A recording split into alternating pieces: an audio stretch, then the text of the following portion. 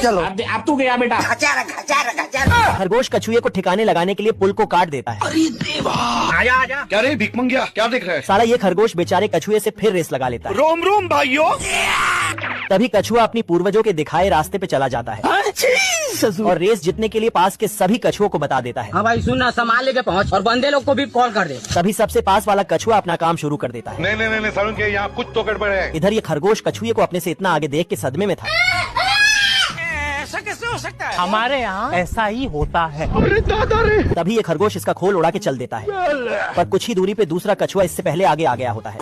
Cheating करता है तो। बेचारा खरगोश जितना भी आगे जाता, पर कछुआ इससे पहले ही वहाँ पहुँच जाता था। एक करे भाई, एक करे। तभी खरगोश कछुए को रोकने के लिए रास्ता ब्लॉक कर देता है। मस्त प्लान। ये कैसे हो गया है? थक हार कर खरगोश पुल ही उड़ा देता है, पर इससे भी कोई फायदा नहीं होता है। बाबू। तभी कछुआ रेस जीत जाता है जय हिंद दोस्तों। और सारा पैसा पलटन में बांट देता है। हे प्रभु।